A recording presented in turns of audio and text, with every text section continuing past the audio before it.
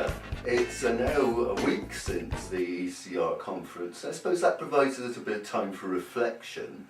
You were centrally involved, I know, in the Network 2 VetNet strand of the conference. What's your reflections now? What do you think the major themes coming out of the conference were? Well, let's put it this way, that I have to look back at the earlier VetNet experiences since 96-97 and coming back to this day.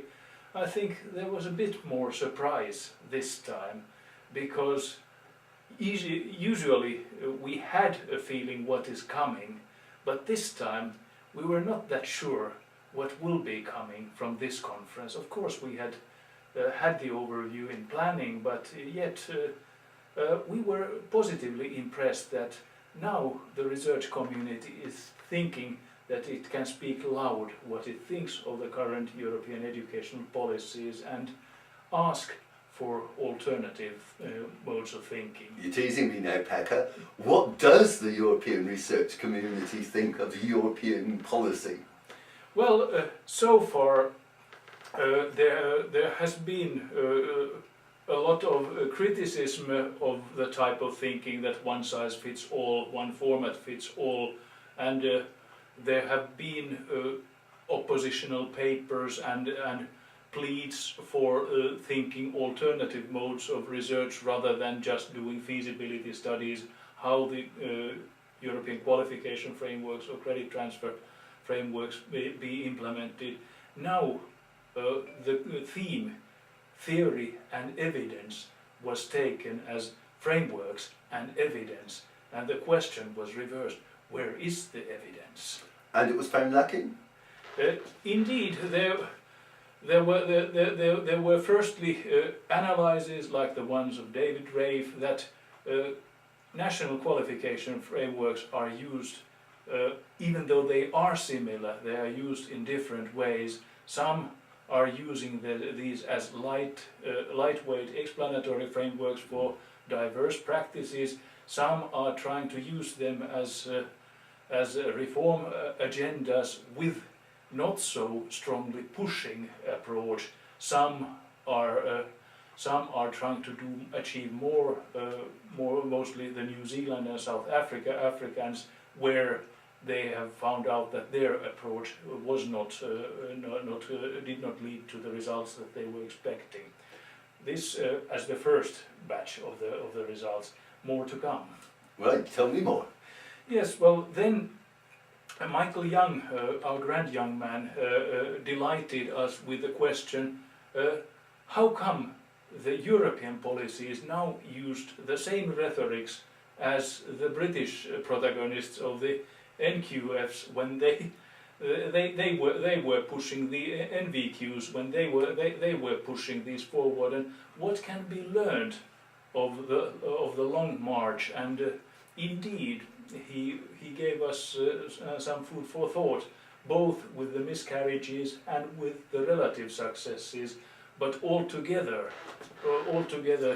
the big issue was yet to come. Then, of course, we had a joyride with analyses on governance as a mess, the almost keynote standard presentation of Lawrence Lasnik, and the unforgettable Jordi Planas presentation on NQF as the New Jerusalem, which of course gives the idea that the New Jerusalem will not be reached. And so I suppose the point you're making is that while we've had partial critiques before on people not happy with European policy, now the research community is beginning to put forward a strong voice and even start saying there are different ways. Indeed, but this is the important thing is that it is not total conformism or total rejection, but it is indeed the big question: what has been achieved, what is moving with these discourses, and at the same time what issues have been neglected that cannot be resolved within and under the auspices of these frameworks.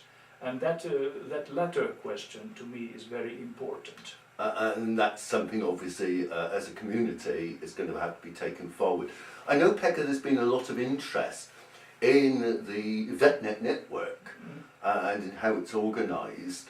Can you tell me a little bit about VetNet, very briefly, because we're running short of time here?